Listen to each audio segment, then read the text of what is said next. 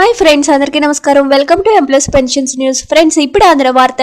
EPFO పెన్షనర్లకు అధిక pension భారీగా పెంపు ఏప్రిల్ నుండి అమలు. వివరాలైతే వీడియోలో తెలుసుకుందాం. వీడియో కానీ మీకు నచ్చినట్లయితే మన ఛానల్ ని సబ్స్క్రైబ్ చేసుకోండి. అదేవిధంగా వీడియో కానీ లైక్ చేసినట్లయితే మరింత మందికి సమాచారం చేరుకుంటుంది. ఇంకా వివరాల్లోకి అయితే వెళ్ళిపోదాం.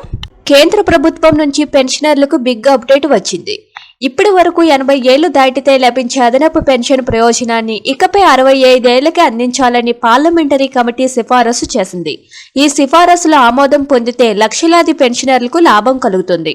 కేంద్ర ప్రభుత్వంపై ఈ అంశంపై ఒత్తిడి పెరగడంతో ఈ అదనపు పెన్షన్ విధానం అమలయ్యే పరిస్థితి కనిపిస్తుంది. ఇప్పటికే కొన్ని రాష్ట్ర ప్రభుత్వాలు అమలు చేస్తున్నాయి. పెన్షనర్లకు వయసు పెరిగే కొద్దీ ఆర్థిక సహాయం పొందేలా ఈ పథకాన్ని సమీక్షించాలని కమిటీ ప్రభుత్వాన్ని కోరింది. 65 ఏళ్ల వయసు ఉంటే 5% అదనపు పెన్షన్, 70 ఏళ్లు వయసు ఉంటే 10%, 75 ఏళ్లు ఉంటే 15%, 80 ఏళ్లు ఉంటే 20% అదనపు పెన్షన్ లభిస్తుంది.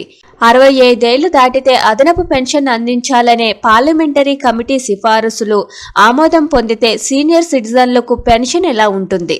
ప్రస్తుతం 80 ఏళ్లు దాటితే అదనపు పెన్షన్ 20% లభిస్తుంది. ఇది వయసుతో పాటు పెరుగుతూ ఉంటుంది. కానీ కొత్త పథకం ప్రకారం 65 ఏళ్లకే అదనపు పెన్షన్ లభిస్తుంది. సీనియర్ సిటిజన్లకు వయసు పెరిగే కొద్దీ వైద్యంతో పాటు ఇతర అవసరాలకు డబ్బు అవసరమవుతూ ఉంటుంది.